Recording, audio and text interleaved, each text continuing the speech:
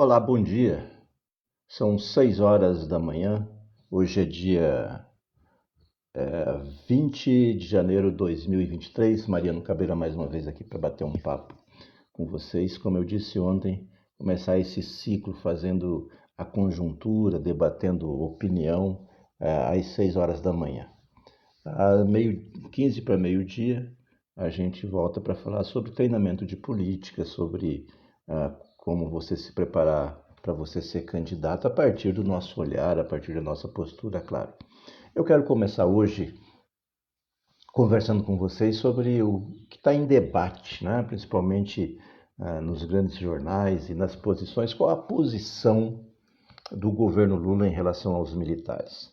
Tem a CNN, o Caio Junqueira, por exemplo, diz que o Lula está tratando mal os militares, que não é assim que se relaciona, que é assim a instituição vai ficar ofendida e tal.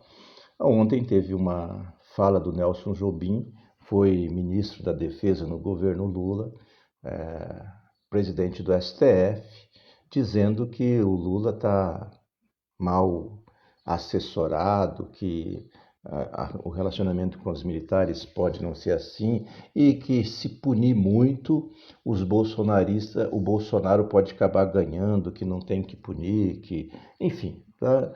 Entre a posição de punir os militares, qual que é a decisão, qual que é a posição correta que o governo tem que ter junto com com essa instituição para que ela passe a ser republicana e que não opine politicamente, não entre na política de forma como entraram ou como eles saem agora, né, já que eles foram trazidos pelo ex-presidente Bolsonaro. Eu tenho claro uma coisa: se a gente não lê a história, se a gente não vê o posicionamento histórico da construção do Brasil, da nossa república, a gente não entende a posição dos militares. O Brasil sempre foi um país, ou pelo menos a nossa elite, sempre foi dependente ou da Inglaterra, ou dos Estados Unidos, ou da Europa, ou da América, como queiram, e sempre se espelhou na política internacional. Aqui sempre refletiu a política internacional. E isso, na Guerra Fria, trouxe o golpe de 64, que ao longo do tempo, a escola, a formação dos oficiais brasileiros, ela é colocada como uma revolução que veio para salvar o Brasil dos comunistas. Essa tese ainda é defendida dentro das escolas militares no Brasil, seja na Marinha, seja no Exército, seja na Aeronáutica. O golpe de 64 é tido como uma revolução que veio para salvar o Brasil dos comunistas, como se isso fosse a tese, né? A grande conquista, o grande trabalho do Exército Brasileiro. Bem, se você pegar isso aí e depois a posição do general Vilas Boas no governo Dilma, que ele foi o comandante do Exército, e mandar o tweet para intervir no STF, para evitar o habeas corpus do Lula quando foi a julgamento para não prendê-lo, tal. A intervenção militar fica claro aí depois na campanha do Bolsonaro nessa aliança com um capitão indisciplinado que foi preso que não tem uma história boa com o exército, e eles vêm para o governo.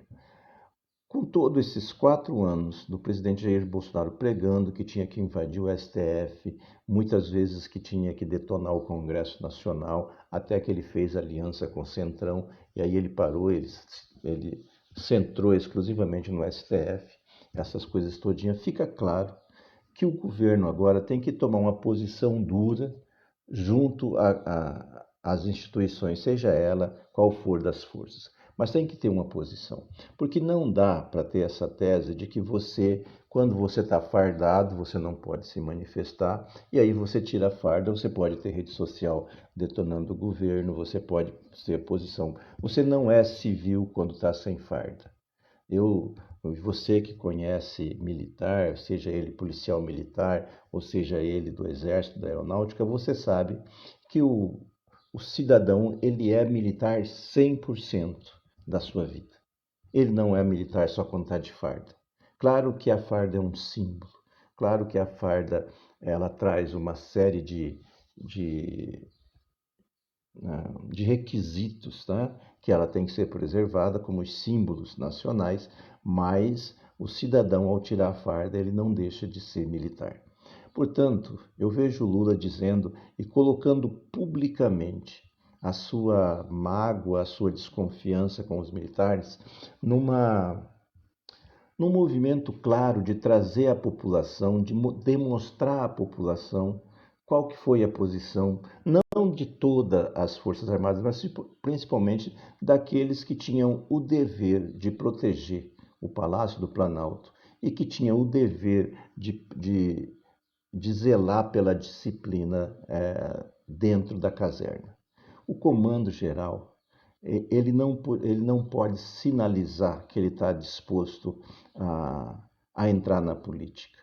O comando geral não pode ser politizado nunca, porque se o comando geral se politiza, a tropa toda embaixo se politiza.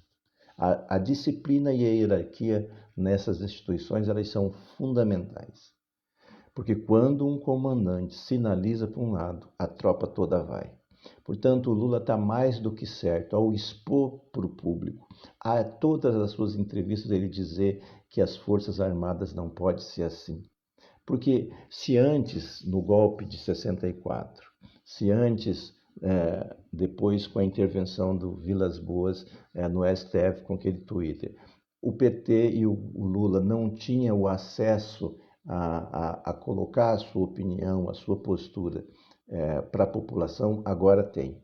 Portanto, tem que ser resgatada essas decisões para que fique claro que Exército, Marinha e Aeronáutica têm um dever e tem que ser revista o papel. Qual que é o papel que essas forças têm que ter na guarda da nossa nação? Tem que trabalhar na Amazônia, tem que combater as milícias armadas, tem que ter inteligência para combater o crime organizado, tem que ter isso, tem que treinar uma tropa de elite para poder combater o narcotráfico e o crime organizado.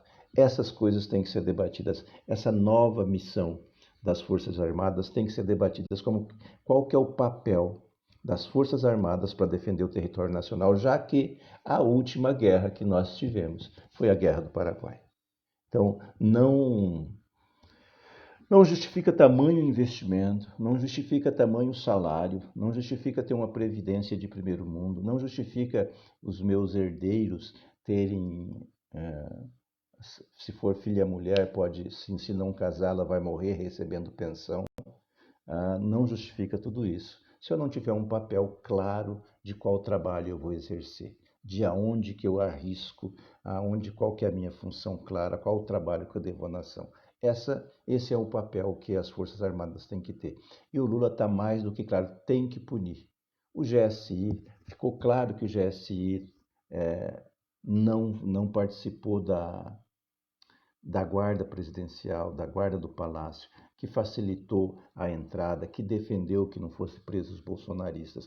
Portanto, a minha posição é que quem errou, quem tinha a obrigação de estar cumprindo do seu serviço, de estar guardando, de estar protegendo, se não estava protegendo, tem que ser punido. Se a função do militar, se a função da instituição não é fazer política, tem que ser punido. Até porque nós temos que abrir o sigilo do Pazuello.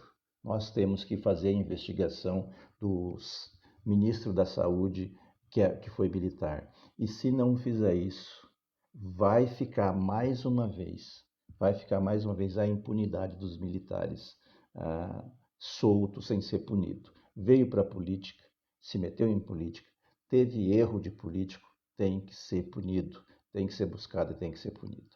Essa é a posição a respeito dos militares. Nós vamos ver hoje, vai ter a reunião do Lula com o alto comando, vai ser, obviamente, discutido o orçamento, vai ser colocado isso, mas com certeza não vai vir a público o puxão de orelha que o presidente vai dar, mas com certeza de lá vai sair um acordo de que o comando das tropas vai zelar pela disciplina, pela hierarquia e que vai punir aqueles que se manifestarem politicamente, seja por por meio de redes sociais, seja por meio de atos pessoais. Eu não tenho dúvida que essa batalha, o Lula sabe fazer política, sabe até onde ele pode ir com os militares, eu não tenho dúvida que ele vai fazer isso. Um outro assunto que hoje vai estar debatendo, vai estar circulando nos debates e que a gente vai voltar a debater com certeza na semana que vem, são os financiadores dos atos, os financiadores daqueles que ficaram em frente aos quartéis. Porque, volto a insistir, ninguém fica 65 dias na frente de quartel, tendo 3 refeições por dia, recebendo diária para permanecer lá, muita gente recebia, ou tendo ônibus de graça para ir para Brasília, sem que tivesse financiamento. Essas pessoas têm que ser descobertas, principalmente os financiadores terão que ser punidos. Esse é um assunto que com certeza a semana que vem ou amanhã a gente vai debater. Um outro assunto vai ser a defesa do Bolsonaro dizendo que não tem conhecimento daquele documento, do decreto do golpe encontrado na casa do Anderson Torres, dizendo que é um documento sem assinatura, que é apócrifo, que ele tem que ser desconsiderado. A defesa do Bolsonaro vai entrar na linha, vai entrar no modo de eu não sabia que isso existia, certo?